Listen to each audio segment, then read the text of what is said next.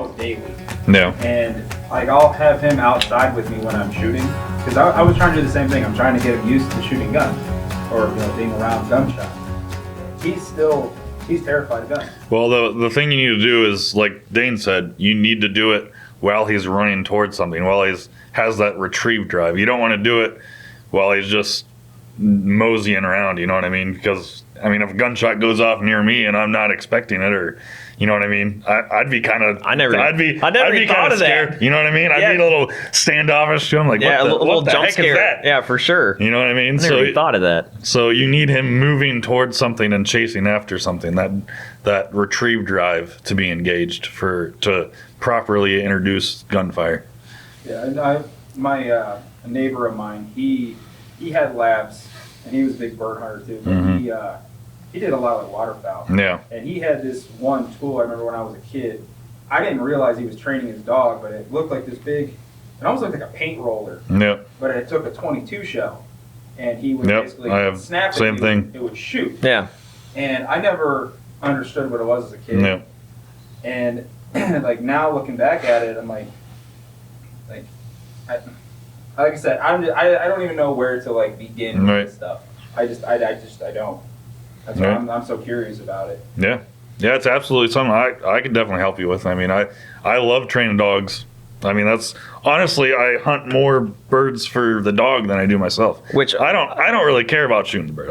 I always say I would hunt pheasant still if I didn't carry a gun, but I wouldn't hunt pheasant if I didn't have a dog. So do you think that there's like an age limit to start training on the dog? No, not necessarily. As long as they're not gun shy, that's the only thing. I've never dealt with a gun shy dog, so I don't even know where to begin to cure gun shyness. I know a lot of people have some methods to do it, but I've never experienced a gun shy dog, so I don't know where to begin with it. But as long as they're not gun shy, you can almost train any dog to do it. I've talked to like other dog trainers about it, and because my dog's very food motivated. Yeah. So they were telling me, well, after you take a shot, give him a treat. Yeah. Because then he'll start saying like, oh, big gunshots are good. I get food when I hear loud noises. Like, this is good. And that's something that I'm going to start trying this summer with him to see if that helps a little bit. Because when I first got him, like, he wasn't scared of like gunshots per se. He was scared of my guns. Yeah. He wouldn't go near a gun. Okay. Yeah. Just because, like, I don't know if it was like the smell or something. Yeah, just something intimidating about the gun itself. Now, like, if I'm working on my guns or I'm cleaning guns or something, he'll come in and he'll try to lay down on the gun because he wants attention now. So the guns don't bother him anymore. It's just the shot. So that's something that I need to start working on with him. Yeah. But he's only about a year and a half old. So I didn't know, like, this is something you gotta do. Year and a half old? No, actually, some people say that not to even start training them for hunting until a year.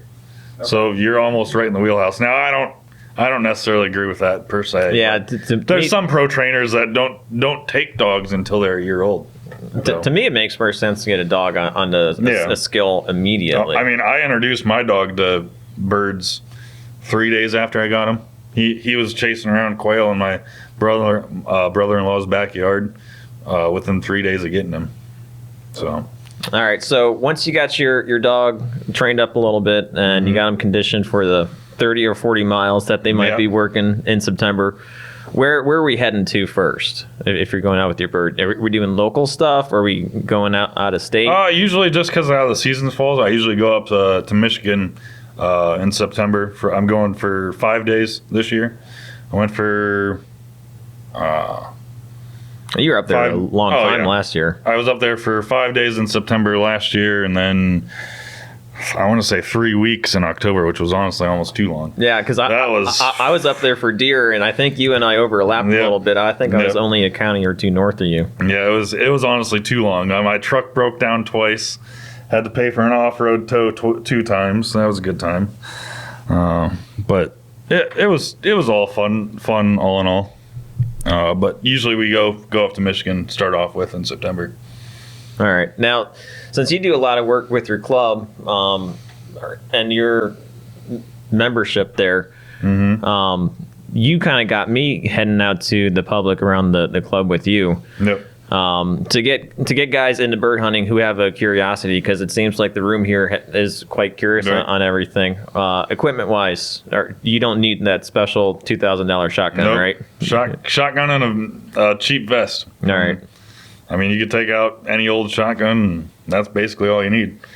Okay, so we've been talking the past couple weeks about squirrel and how we're all really big squirrel hunters, and like when we're diehard deer hunting for a couple weeks in a row, we need that squirrel data, like crack the valve just a little bit. Like there's been too much pressure on ourselves, maybe the hunting land that we've been out for deer. So I kind of started doing that with pheasant with you as well, because I'd fill a tag or two for deer, and I'm like, okay, I need a break from this. So if you guys are thinking yourselves like, man, I'm burned out on this, like that pheasant's a great way to go as well. Yeah, and you don't have to be quiet. Like deer hunting, I'm like ADHD, so I have to be moving 24/7. Yeah, and that's probably why I didn't stick with deer hunting as much as I wanted to.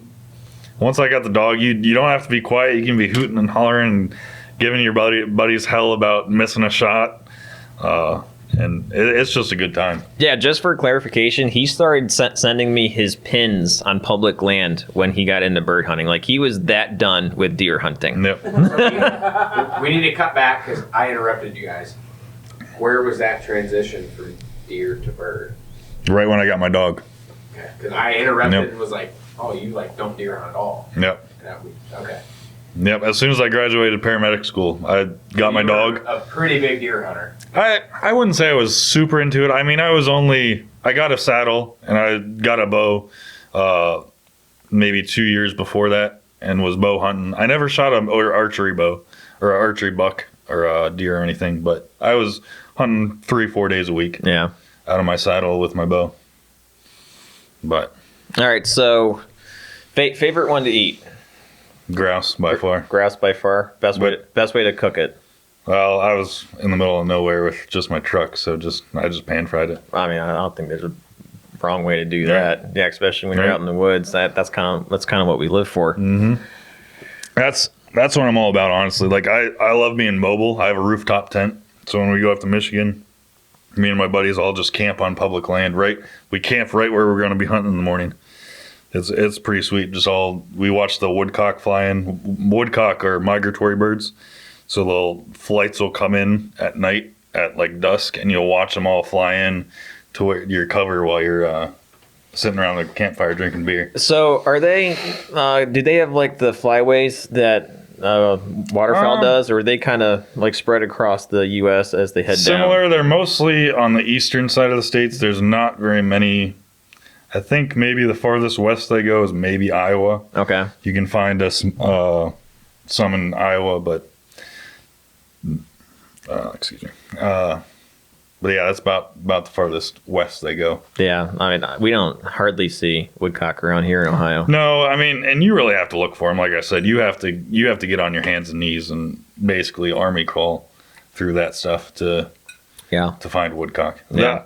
I mean, they are here because they have to migrate through here. Yeah. So, but I've only seen 2 or 3, and actually the first one I seen I was shed hunting. Yeah. With a older guy, and this thing flew up, Mm-hmm. and flew down, and then it started acting like it was hurt. Mm-hmm. And I called he's probably 50. I called him over. I'm like, hey, what the hell is this? Yep. You know, I didn't know. I never seen it. Yeah. It had that long beak. Yeah. He's like, oh, it's a woodcock. He's Yep. like, those are pretty like rare. You know, you don't. Not rare, but you don't see them very often. They're pretty. No, not here in Ohio. Well, we ended up figuring out. He knew, but I didn't know. It was acting weird because it had a nest right there. It was trying to get me to leave the nest. Yeah. Like it was acting like it was hurt. Oh. That was in the spring. Yeah. Well, in the fall they'll be migrating, and they'll maybe only fly 30 yards, and they'll set right back down. So you can basically chase it because they just flew. I don't know how far they fly at a time, but I mean they just migrated from Canada and flew down to Michigan, and they just up and down. That's just how they have to take a break for a little 2 or 3 days, and then so they'll only fly 30 yards. You could chase them around all day if you really wanted to. Really? Does that sound right though? That it would act weird because it was like trying to get us away from the nest. Yeah, because we found the nest, and he's like, oh, he's like, they do that. They try to pull you away like it's wounded, you know. A lot of in the Minnesota and Michigan, they have what's called grouse banding dogs. So they have dogs that are like, you have to get certified for this by the I think it's the game commission or whatever in the state, and they actually banned the woodcock, the baby woodcock. Really? And the dog has to stay still the whole time. It can't move throughout that whole process. So they'll go up there and run the dogs just like you were hunting. Yeah. But then when the dog goes on point, the person will go and flush the mom or dad woodcock and go ban the babies. No kidding. That's neat. Just as a research tool. Yeah. Yep.